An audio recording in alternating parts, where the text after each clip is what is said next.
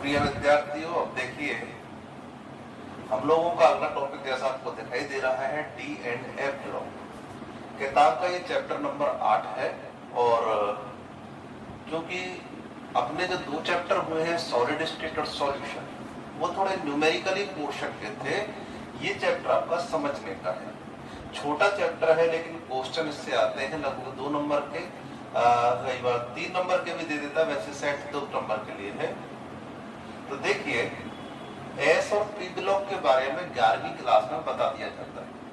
अब हम डी और एफ ब्लॉक के बारे में पढ़ने जा रहे हैं। तो देखिए ये हमारे पास लिखे हुए हैं जो सारे तत्व डी ब्लॉक के। पहले हम डी ब्लॉक पढ़ेंगे, उसके बाद फिर एफ ब्लॉक पढ़ेंगे, ठीक। तो देखिए डी ब्लॉक के तत्व कहां से कहां होते हैं। तो आप सभी ने आवर्त सारणी का स्वरूप देखा है। एक तरफ आप देखते हैं एस ब्लॉक मिलता है, बिल्कुल इधर की साइड होता है, उसमें वर्ग संख्या 1 और वर्ग संख्या 2 आते हैं। इधर की तरफ लगभग 6 वर्ग आते हैं, लगभग क्या एग्जैक्ट 6 ही होते हैं, 13, 14, 15, 16, 17 और 18। उन्हें हम पी ब्लॉक के तत्व कहते हैं। दोनों ही ब्लॉक के तत्वों के मध्य में ये जो ब्लॉक है इसे हम कहते हैं डी ब्लॉक तत्व। तो चैप्टर का नाम तो है डी एंड एफ ब्लॉक तत्व, लेकिन चूंकि हम पहले डी ब्लॉक तत्व पढ़ रहे हैं इसलिए हम केवल डी ब्लॉक तत्वों के बारे में जानकारी लेंगे, फिर हम एफ ब्लॉक भी पढ़ेंगे। तो ये हमारे पास जो तत्व दे रखे हैं कौन से हैं, डी ब्लॉक। अब देखें आप लोगों के पास जैसा कि नाम दिया जाता है, अब इन तत्वों के बारे में एक बार देख लें कहां से कहां तक फैले हैं। तो दिखाई दे रहा है ये जो खड़े हैं ये वर्ग हैं और जो ये आड़े हैं यानी दीर्घ हैं इन्हें हम आवर्त कहते हैं। वर्ग संख्या 3 से 12 तक फैले हुए हैं और आवर्त संख्या 4 से लेकर के 7 तक फैले हैं। अब अगली बात, आप लोगों ने पहले पढ़ रखा है इनका, इसका नाम देखिए scandium, titanium, vanadium, chromium, manganese, iron, Ferium बोलते हैं, लोहा भी है, कोबाल्ट, निकेल, कॉपर यानी तांबा, जिंक यानी जस्ता, yttrium, zirconium, niobium, molybdenum, technetium, ruthenium, rhodium, palladium, argentum, argentum को सिल्वर भी बोलते हैं, चांदी भी बोलते हैं, और सीडी मतलब हो गया कैडमियम, लैंथेनम, हाफनियम, टेंटेलम, वोल्फ्रेम, वोल्फ्रेम का मतलब है tungsten, rhenium, osmium, iridium, platinum, Oram, Oram मतलब सोना, और हाइग्रेजियम यानी पारा मरकरी बोलते हैं। यह है एक्टिनियम। यहाँ क्योंकि स्टार लगे हुए थे इनका निश्चित रूप से कोई ना कोई मतलब अवश्य होगा, वो मैं आपको समय आने पे बताऊंगा। ये देखिए IUPAC नाम है, संख्या 103 से है, 104 से। तो देखिए इनमें क्या सिस्टम होता है, IUPAC नाम देने में 100 से ऊपर के जो भी क्रमांक है उनको IUPAC नाम दिए गए हैं।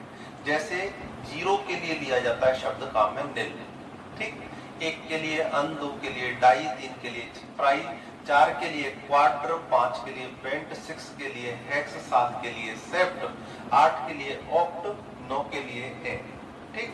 तो जैसे मान लीजिए आपको यहाँ पे 104 नंबर का क्रमांक देना है, तो 1 के लिए क्या लिया अन, तो अन का यू शब्द काम में ले लिया, 104। अगला क्या है 0, 0 के लिए निल ले लिया, और अगला क्या है 4, 4 के लिए क्वाड्र है तो यू एन क्यू, अंत में ईएम शब्द जोड़ देते तो नाम क्या हो जाएगा अनिल क्वाड्रियम। ऐसे ही अनिल पेंटियम, अनिल हेक्सियम, अनिल सेप्टियम, अनिल ऑक्टियम, अनिल एनियम, अनिल निलियम, अन निलियम, अन 1, फिर अन 1, फिर निलियम 0 यानी 10, 110, अनियम, अन बाइयम, बाई होता है 2 के लिए, टाई नहीं है बाई। तो ये इस प्रकार से हमारे पास सारे प्रतीक दे रखे हैं।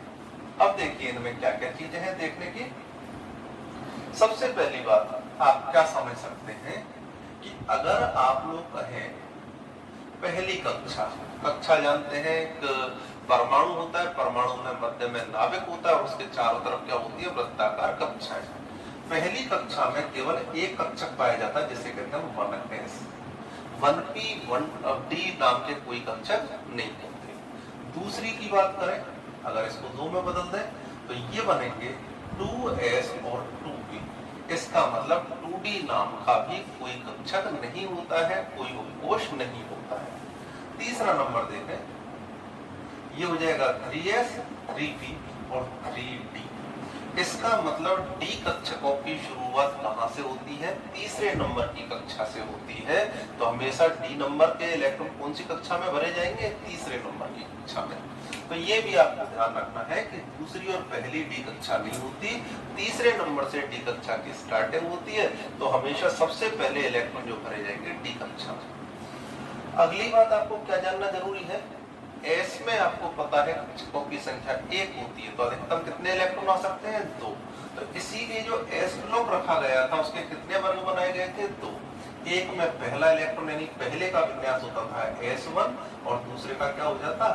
S2। ऐसे ही हम पी कक्षकों की बात करें तो पी के कितने इलेक्ट्रॉन कक्षक होते हैं? 3।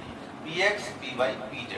उनमें कितने इलेक्ट्रॉन आ सकते हैं? 6 3 कक्षकों में। इसीलिए हमने 6 वर्ग पी के बनाया करते थे, p1, p2, p3, p4, p5, p6।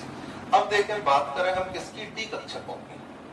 तो डी कक्षकों के लिए आप देखें, डी कक्षकों में कितने कक्षकों की संख्या होती है? कुल 5। कितने कक्षक होते हैं डी में? 5। और 5 में कितने इलेक्ट्रॉन आ सकते हैं? 10।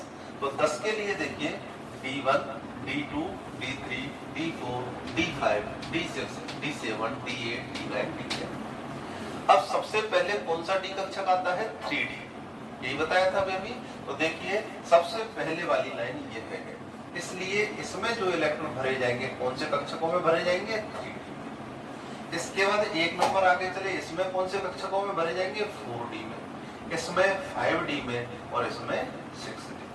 तो इससे आप जो पहली वाली श्रृंखला है इसे कह सकते हैं 3D श्रेणी।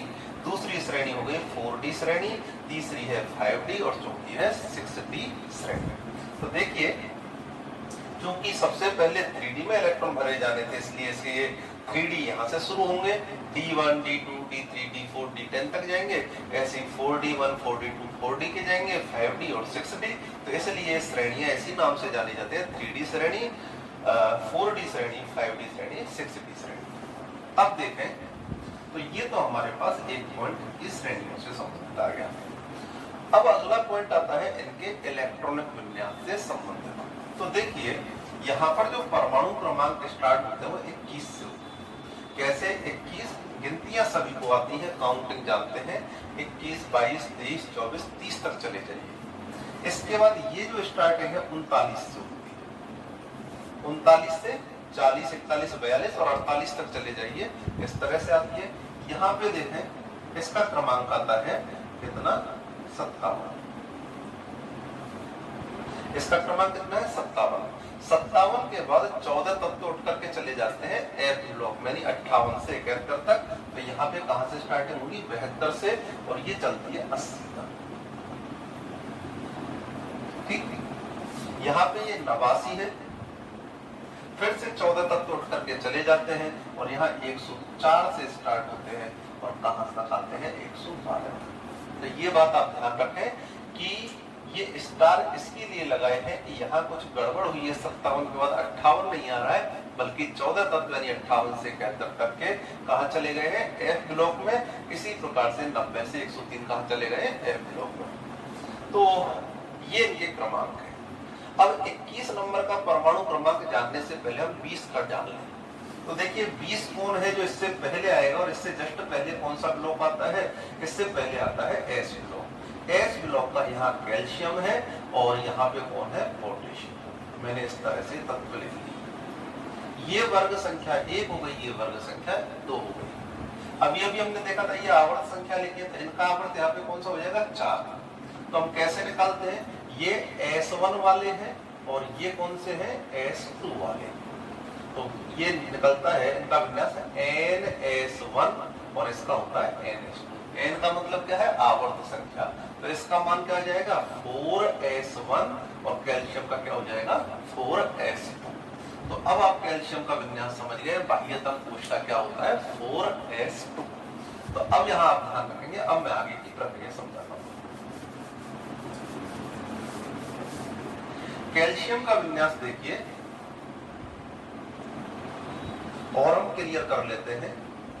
20 इलेक्ट्रॉन है, 1s2, फिर 2s2, 2p6। कितने हो गए? 2, 2, 4 और 6, 10। फिर 3s2, फिर 3p6।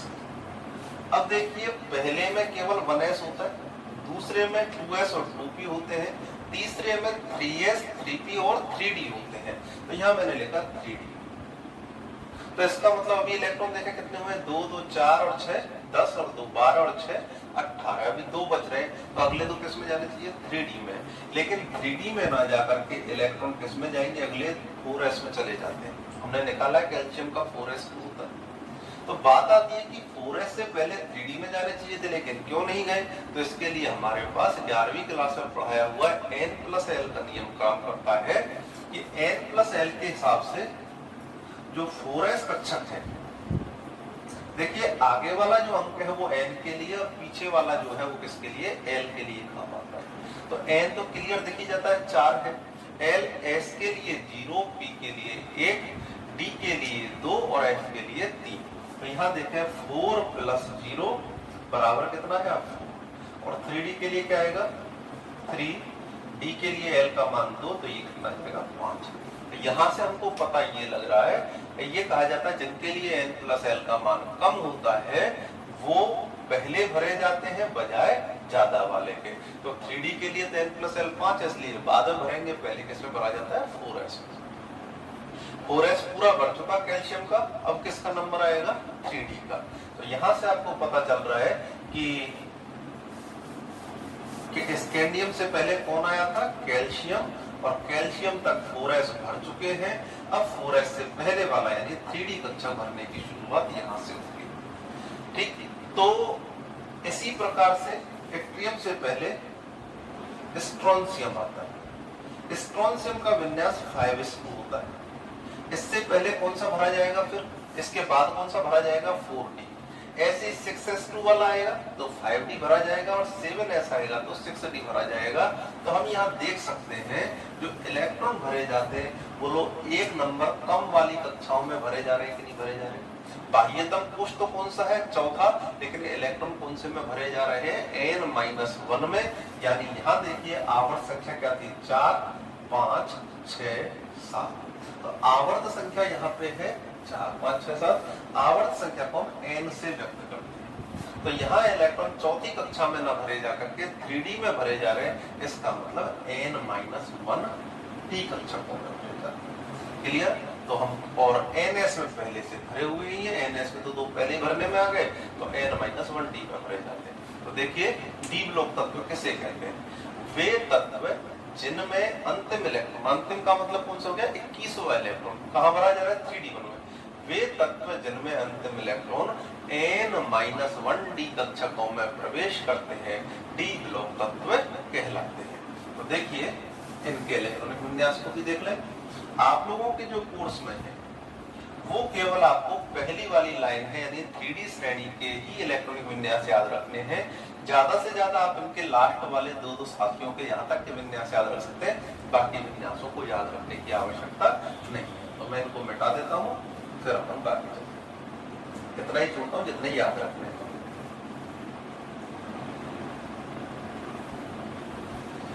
इतने ही तत्वों के आप इलेक्ट्रॉनिक विन्यास याद रख ले, यही आपके लिए काफी है।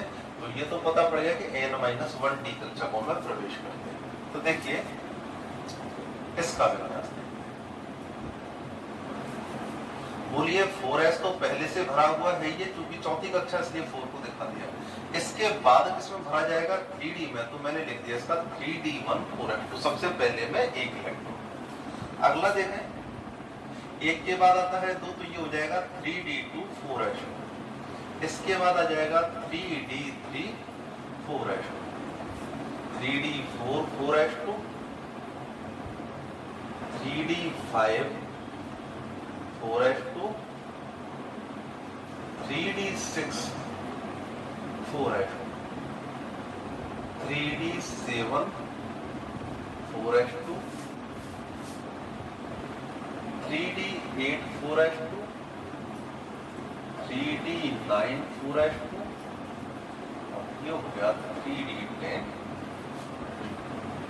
केवल कुछ नहीं करना, अपन को डी कक्षकों में जैसे अपन 4s1 पहले s ब्लॉक का, 4s2 दूसरे s ब्लॉक के तत्वों का विन्यास लिखते हैं।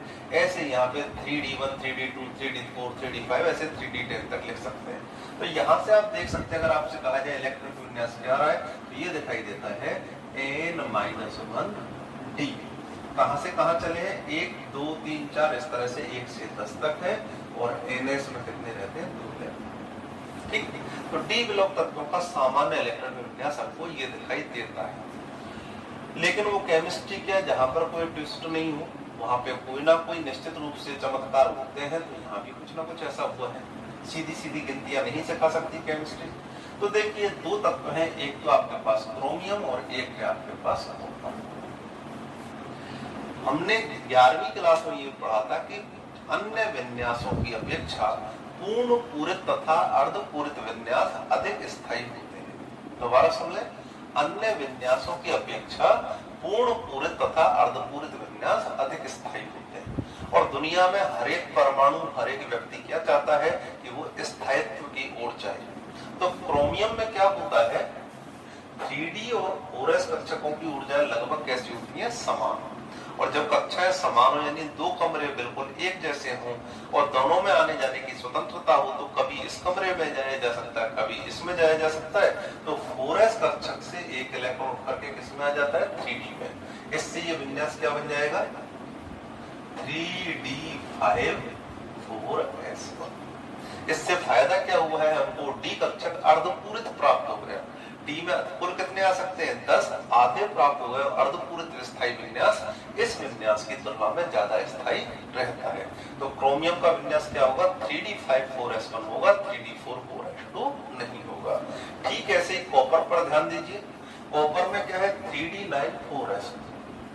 तो यहाँ पे क्या होगा, 4s और 3d कक्षकों की ऊर्जा लगभग समान होती है, इसलिए 4s से एक इलेक्ट्रॉन उठ करके इसमें आ जाएगा और हमको पूर्ण पूरित स्थायी विन्यास की प्राप्ति हो जाएगी। तो पूछ लेता है क्या कारण है, तो एक तो तरीका यह है कि क्रोमियम या कॉपर का विन्यास पूछ ले, और दूसरा तरीका क्या है, क्या कारण है, क्रोमियम 3d4 4s2 की अपेक्षा 3d5 4s1 दर्शाता है, या कॉपर 3d9 4s2 की अपेक्षा 3d10 4s1 दर्शा रहा है। उत्तर बता सकते हैं, यह अर्धपूरित स्थायी विन्यास के कारण और यह पूर्ण पूरित स्थायी विन्यास के कारण। तो आप देखिए अब विन्यास बदल चुके हैं। n-1 तो d 1 से 10 तक चल रहा है, लेकिन ns में कभी 1 आ जाता है, कभी 2, तो ये विन्यास हो जाएगा 1 to 2। तो जो डी ब्लॉक होते हैं उनके विन्यास, सामान्य इलेक्ट्रॉन विन्यास n-1 d1 to 10 ns 1 से 2 तक होते हैं।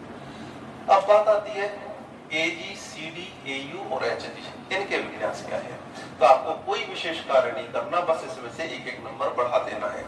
जिंक का कितना है, 3d10 4s2, यहाँ एक एक नंबर जोड़ दो। कैडमियम का हो जाएगा 4d10 5s2 और इसका हो जाएगा 5d10 6s2। यहाँ कितना है इसका, 3d10 4s1, इसका हो जाएगा 4d10 5s1 और इसका कितना हो जाएगा 6d10 हाँ ये हो जाएगा 4d10 5s1 और ये हो जाएगा 5d10 6s1। तो इस प्रकार से आप आसानी से इलेक्ट्रॉनिक विन्यासों को ज्ञात कर सकते हैं। तो एक तरीका तो हमारे पास इलेक्ट्रॉनिक विन्यास ज्ञात करने का ये है। दूसरा देखें, फिर भी याद ना रहे,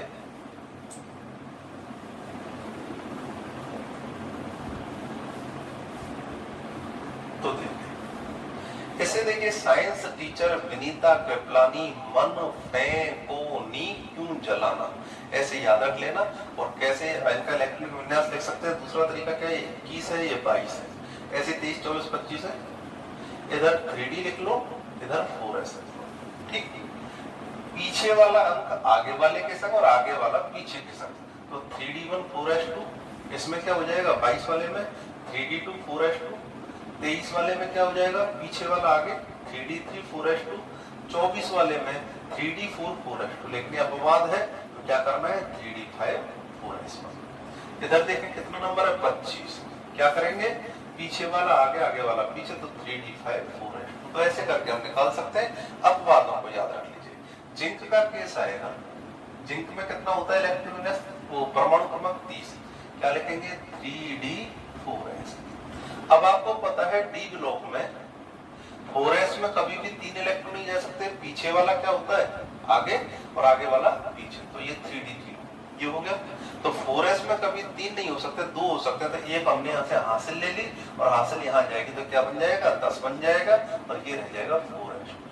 ठीक, तो इस प्रकार से 3d10 4s।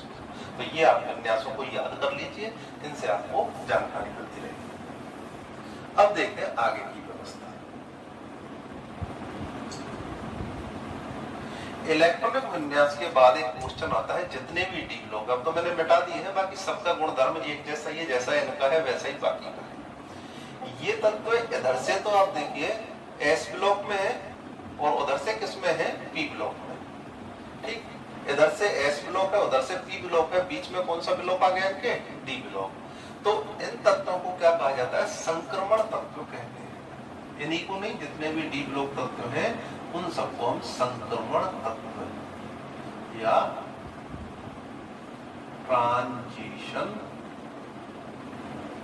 एलिमेंट्स।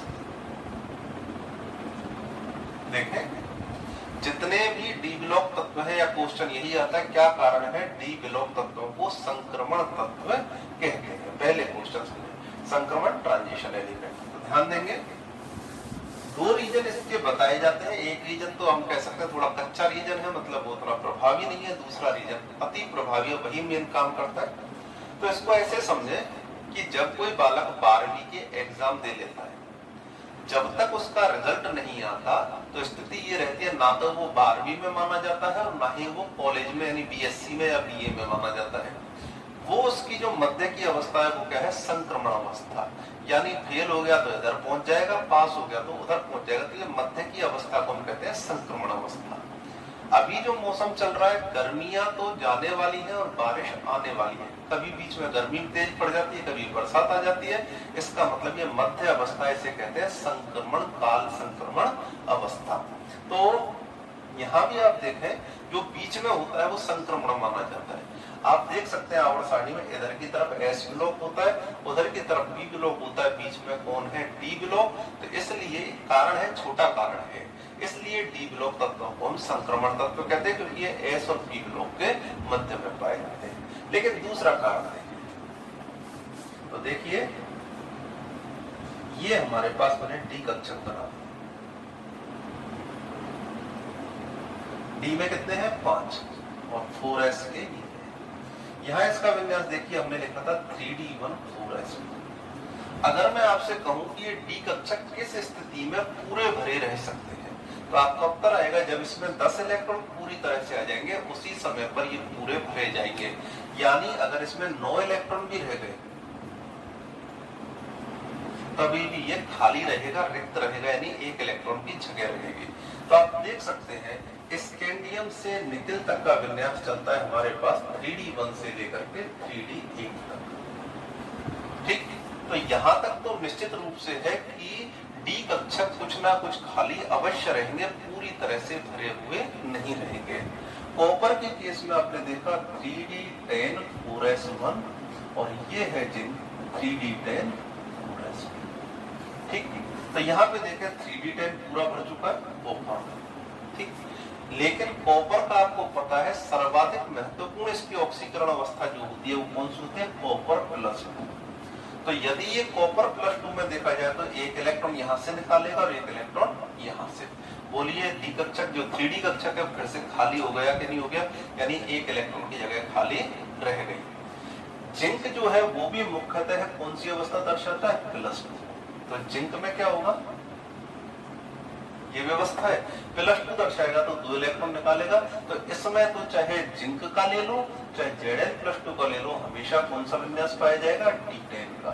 लेकिन कॉपर +2 में कौन सा विन्यास हो गया D9 का। तो स्कैंडियम से कॉपर तक हम ये देखते हैं, या तो इनकी मूल अवस्था में, मूल का मतलब बिना किसी आवेश वाली अवस्था में, या तो इनकी मूल अवस्था में कहां से कहां तक विन्यास चल रहा है D1 से D8 तक, या तो इनकी मूल अवस्था में या किसी आयनिक अवस्था में। बोलिए Cu+2 आयनिक अवस्था में N-1 डी कक्षक यदि रिक्त रहते हैं तो इन्हें हम संक्रमण तत्व कहते हैं।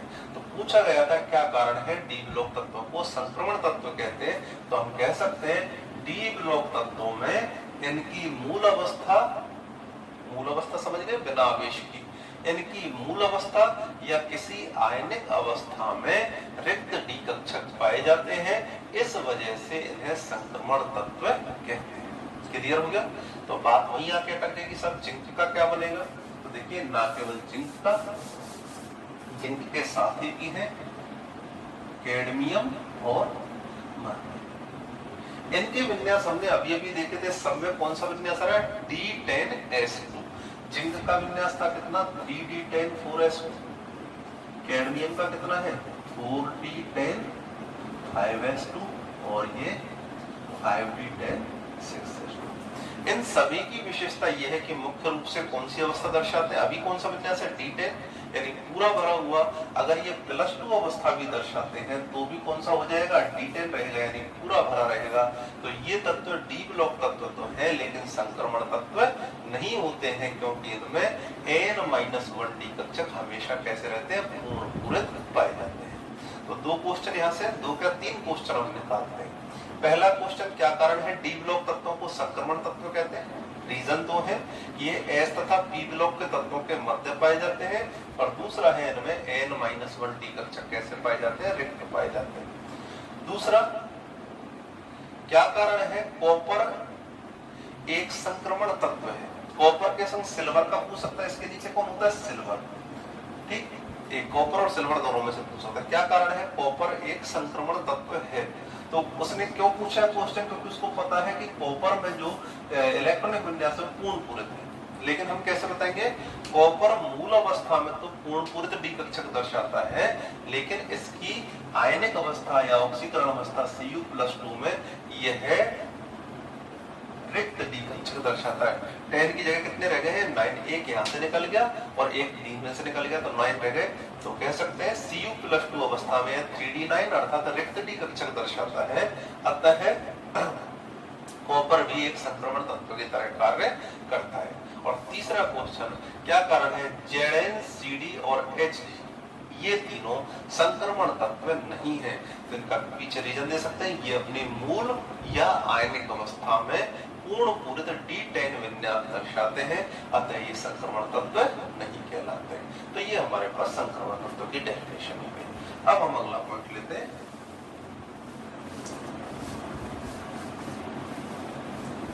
तो ये तो हमारे पास एक जनरल जानकारी हो गई डी ब्लॉक तत्वों के बारे में। अब हम आते हैं किसके बारे में? इनके गुण।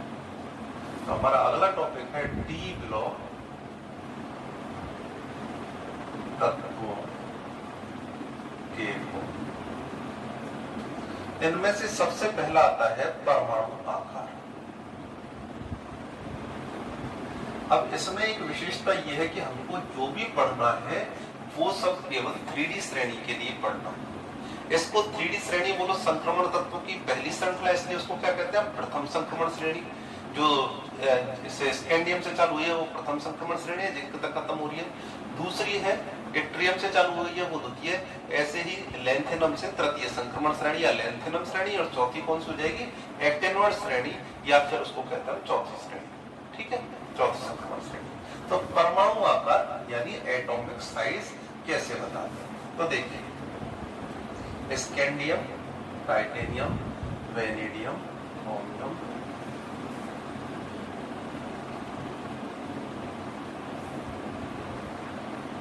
ये हमारे पास 3D संक्रमण श्रेणी रहती है।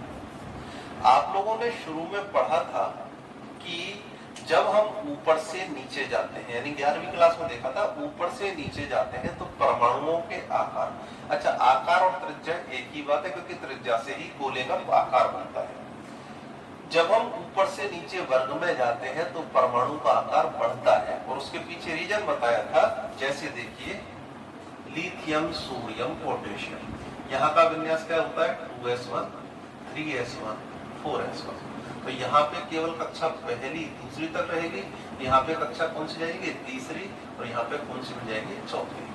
तो चूंकि कक्षाओं का आकार बढ़ता जाता है, कक्षाओं की दूरी नाभिक से, कक्षाओं की संख्या बढ़ने से नाभिक से दूरी बढ़ती है, तो आकार बढ़ता है। दूसरी बात, यहाँ के अंदर के केवल 2 इलेक्ट्रॉन है।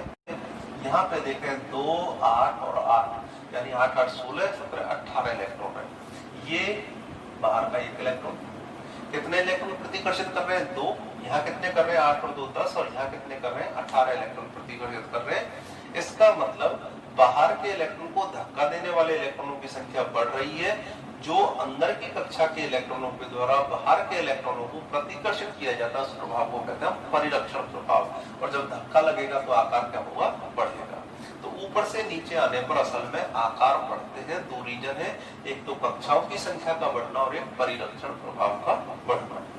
वहीं अगर हम बाएं से दाएं चले तो देखें, जैसे सोडियम और मैग्नीशियम और एल्यूमिनियम, 3 एग्जाम्पल है, ठीक। +11 इसका है +12 और ये है +3।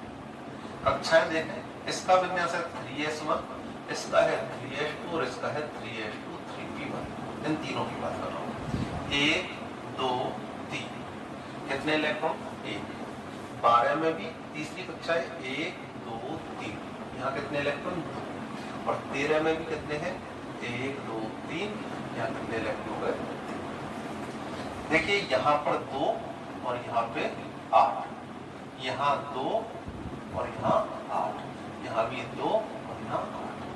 तो आप देख सकते हैं कि बाहर के इलेक्ट्रॉनों पर अंदर की तरफ सभी में कितने कितने इलेक्ट्रॉन है? 10-10 इलेक्ट्रॉन है।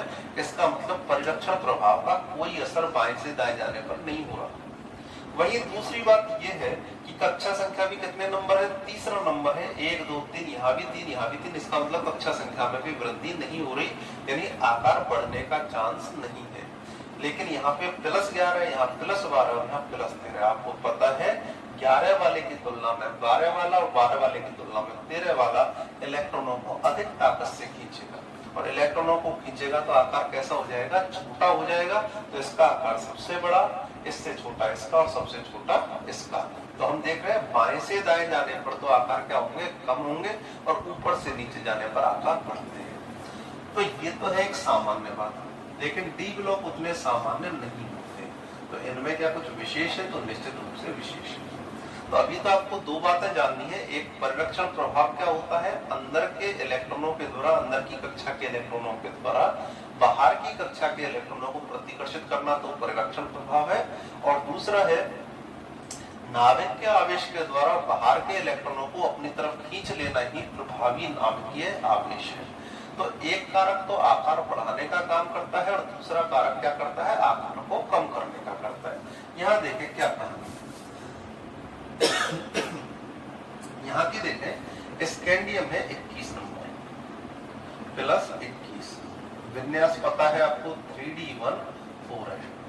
मैं भरता हूं पहली कक्षा, दूसरी, तीसरी, चौथी कक्षा में मैंने 1 इलेक्ट्रॉन भर दिया, बाकी 2 इलेक्ट्रॉन और इसमें 2 है। अब देखिए बाकी कितने हैं? पहली में 2 भरे जाते हैं, दूसरी में 8, 8 2 10 और 2 12, कितने रह गए? 9 इलेक्ट्रॉन। ठीक। इसके बाद मैं 22 नंबर भरता हूँ, इसका हो गया 22 नंबर, ये +22 कर दिया। इसी से समझ में आ जाएगा। दूसरी आपको 1 2 3 4, पूरा इसमें कितने इलेक्ट्रॉन हैं? 2। यहाँ कितने हो जाएंगे? 2। ये कितने हैं? 8। यहाँ कितने आएंगे? 10 इलेक्ट्रॉन। 9 के बाद कितने हो जाएंगे? D1। अब कितना हो जाएगा? D2। तो 1 इलेक्ट्रॉन बढ़ा, इसलिए 10। ऐसे ही आगे चलेंगे तो 11 12 13 14 ये संख्या यहाँ पे बढ़ती जाएगी। समझ में आ गई बात? तो इस तरह से हो सकता है। अब यहाँ देखें, इलेक्ट्रॉन बाहरी कक्षा में नहीं भरे जा रहे, बल्कि किसमें भरे जा रहे हैं? अंदर वाली कक्षा में। इसे कहते हैं अंतिम कोश, इसे कहते हैं उपांत्य कोश। तो असल में इस कक्षा में इलेक्ट्रॉन ना भरे जाकर के किसमें भरे जा रहे हैं? इसमें। तो बताइए यहाँ पर कितने इलेक्ट्रॉनों का धक्का लग रहा है? 19 इलेक्ट्रॉनों का। यहाँ पे कितने का लग रहा है? 20 इलेक्ट्रॉनों का। इसका मतलब जैसे जैसे आगे बढ़ेंगे वेनेडियम में कितना क्रमांक हो जाएगा? 23। तो यहाँ कितना जाएगा? 11, फिर 12, फिर 13। तो यहाँ पे हम ये देखते हैं कि बाएं से दाएं जाने पर n-1d कक्षकों में इसमें इलेक्ट्रॉन न भर के किसमें भरे जा रहे हैं? n-1d कक्षकों में इलेक्ट्रॉनों की संख्या बढ़ती जाती है। तो बताओ बाहरी इलेक्ट्रॉनों पर परिरक्षण प्रभाव भी बढ़ेगा कि नहीं बढ़ेगा? अन्य तत्वों में बाएं से दाएं परिरक्षण प्रभाव काम नहीं करता, लेकिन डी ब्लॉक में काम करता है, क्योंकि इलेक्ट्रॉन अंदर वाले कक्षक में भरे जा रहे हैं। तो स्कैंडियम से जिंक तक जाने पर n-1d कक्षकों में इलेक्ट्रॉनों की संख्या बढ़ती जाती है। इस वजह से परिरक्षण प्रभाव में वृद्धि होती है। तो बाएं से दाएं जाने पर परिरक्षण प्रभाव बढ़ता है। तो देखिए परिरक्षण प्रभाव को कहते हैं सिग्मा इफेक्ट। ये लिखिए हमने सिग्मा इफेक्ट। बताइए अगर 9 इलेक्ट्रॉन इसको धक्का दे, ये 10 दे, आगे 11 दे, 12 दे, जितने ज्यादा इलेक्ट्रॉन होंगे उतना प्रतिकर्षण ज्यादा होगा, और ज्यादा हुआ तो बोलो आकार में क्या हो जाएगी, वृद्धि हो जाएगी। दूर दूर भगेंगे तो आकार में वृद्धि होगी। तो सिग्मा इफेक्ट बढ़ रहा है, इसलिए बाएं से दाएं जाने पर साइज यानी आकार भी क्या हो रहा है, बढ़ रहा है। लेकिन संग में दूसरा कारक भी काम कर रहा है। यहाँ कितना है +21, यहाँ कितना है +22, फिर +23। बोलिए जैसे जैसे नाभिक का आवेश बढ़ेगा वैसे वैसे बाहर के इलेक्ट्रॉनों को अपनी ओर खींचेगा। इसका मतलब ये कम खींच रहा है, ये ज्यादा खींच रहा है। 23 वाला और ज्यादा खींचेगा, 24 वाला और ज्यादा। तो जैसे जैसे खींचेगा तो आकार क्या होएगा, संकुचित होएगा। तो इसका मतलब बाएं से दाएं जाने पर नाभिक का आवेश भी बढ़ रहा है, जेड इफेक्ट। नाभिकीय आवेश को हम जेड इफेक्ट बोलते हैं, और इसकी वजह से साइज क्या होता है, संकुचित होता है। तो दोनों ही कारक कैसे बढ़ रहे हैं, बाएं से दाएं जाने पर बढ़ाने वाला भी बढ़ रहा है और घटाने वाला भी बढ़ रहा है। तो फिर क्या करें, इन दोनों के मिले जुले प्रभाव से इनका कारक भी मिला जुला आता है। कैसे, ये देखा जाता है कि स्कैंडियम से आयरन तक जाने पर आकार में कमी आती है, फिर इनके आकार लगभग बराबर हो जाते हैं, और फिर आकार क्या होते हैं, बढ़ते हैं। अब आप इनका कारण आसानी से समझा सकते हैं। कैसे समझाओगे, बोलिए यहाँ से आता है आकार कम हो रहे हैं, तो इसका मतलब आकार कम करने वाला कारक ज्यादा प्रभावी है। इसका मतलब ये हुआ कि इनके लिए जेड इफेक्ट जो होता है वो सिग्मा इफेक्ट की तुलना में ज्यादा ताकतवर होता है। यहाँ पे देखिए क्या होगा, तीनों बराबर है, इसका मतलब जेड बराबर सिग्मा, और यहाँ पर आकार बढ़ रहा है, इसका मतलब जेड से ज्यादा हो जाएगा कौन सा प्रभाव, सिग्मा प्रभाव। तो हम आराम से समझा सकते हैं। आपसे पूछा जाए दो तरह से बात होती है, क्या कारण है स्कैंडियम से जिंक तक जाने पर आकार में अनियमित परिवर्तन होते हैं। तो हम बता सकते हैं जिंक स्कैंडियम से जिंक तक जाने पर प्रभावी नाभिकीय आवेश में वृद्धि होती है, लेकिन साथ ही N-1d कक्षकों में इलेक्ट्रॉन प्रवेश करने के कारण परिरक्षण प्रभाव के मान में भी वृद्धि होती है। अतः दोनों कारकों के मिले जुले प्रभाव के कारण इनके आकारों में अनियमितता आ जाती है। स्कैंडियम से Fe तक जाने पर आकार में कमी आती है, क्योंकि यहाँ परिरक्षण प्रभाव प्रभावी नाभिकीय आवेश की तुलना में कम रहता है। इसके पश्चात निकेल तक आकार समान रहते हैं, क्योंकि दोनों कारकों का मान समान। उसके बाद वृद्धि होती है, क्योंकि सिग्मा इफेक्ट जेड इफेक्ट से अधिक होता है। एक क्वेश्चन इसमें ये भी पूछा जा सकता है, अच्छा ये जो आकार में अंतर आ रहा है, इसका थोड़ा बड़ा है, इसका छोटा है, तो ये अंतर बहुत ही माइनर होता है, यानी बिल्कुल थोड़ा सा अंतर होता है। जैसे इसका मान 0.80 है, तो इसका हो गया 0.801, ठीक, सॉरी 0.799। इसका मतलब आकार में बहुत ही कम अंतर होता है। इस वजह से इनके आकार हम कह सकते हैं लगभग कैसे होते हैं, समान। तो कई बार क्वेश्चन ये भी पूछा जाता है कि क्या कारण है डी ब्लॉक के तत्वों के आकार लगभग कैसे होते हैं, समान होते हैं। तो उसके पीछे रीजन क्या देंगे, समान बता दीजिए। कह देंगे कि डी ब्लॉक के तत्वों में बाएं से दाएं जाने पर प्रभावी नाभिकीय आवेश में वृद्धि होती है, साथ ही N-1d कक्षकों में इलेक्ट्रॉन जाने के कारण परिरक्षण प्रभाव में भी वृद्धि होती है, तथा ये दोनों प्रभाव एक दूसरे के प्रभाव को लगभग क्या कर देते हैं, प्रति संतुलित। यानी ये तो इसके प्रभाव को खत्म कर देता है, ये इसके, तो आकार जैसा है वैसा का वैसा बना रहता है, ना तो आकार बढ़ता है ना ही आकार घटता है। तो ये हमारी आज की क्लास कंप्लीट होती है। आप लोगों को ये चैप्टर निश्चित रूप से अच्छा लगेगा, क्योंकि सारी की सारी लॉजिकल बातें इसके अंदर दी गई हैं। तो आप लोग अच्छे से इस चैप्टर को तैयार कीजिए।